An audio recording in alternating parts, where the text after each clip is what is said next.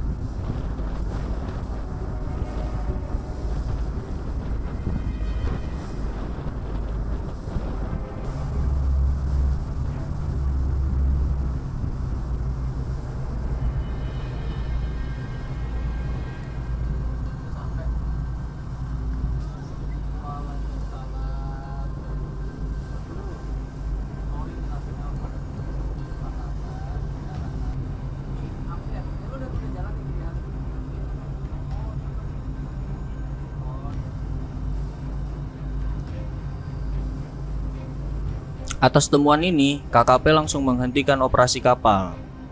Terdapat barang bukti yang juga diamankan dan menahan seluruh anak buah kapal.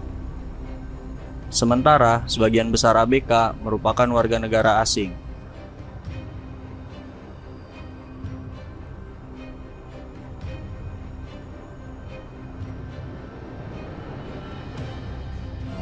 Sebelumnya Pak Menteri melakukan kegiatan kunjungan ke Pulau Nipa.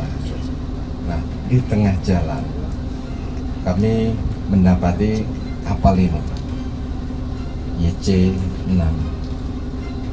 Kapal ini terindikasi dredger untuk ngisap pasir laut, dan kami sudah lama mantau kapal ini.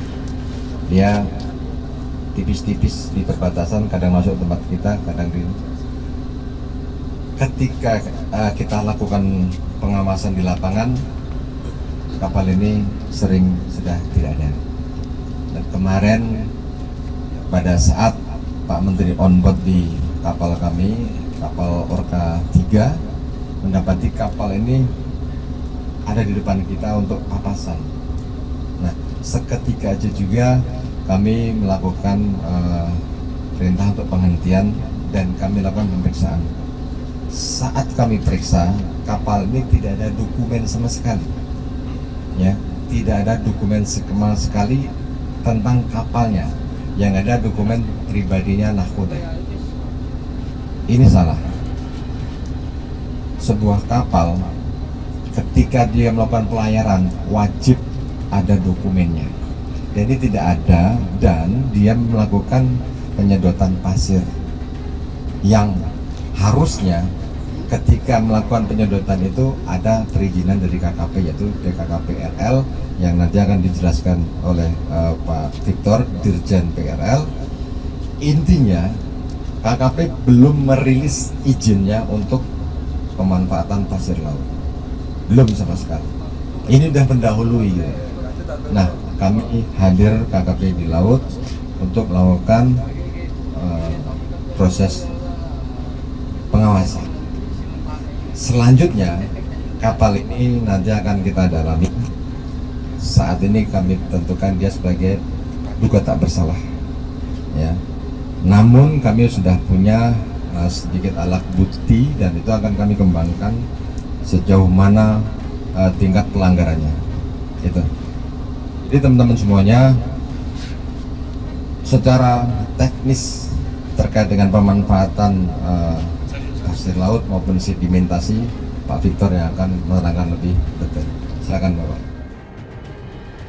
Diketahui, Kerugian yang dihasilkan dari pengerukan pasir ilegal sangat besar, bisa mencapai ratusan miliar rupiah.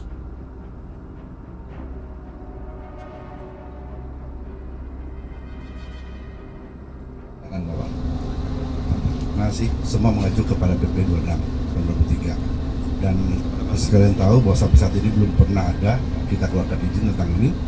Kemudian ada kewajiban-kewajiban lain sebelum melaksanakan kegiatan, intinya adalah wajib memiliki PKPDR. Itu dan Undang Cipta Kerja sudah jelas, yang melakukan kegiatan lebih dari 30 hari.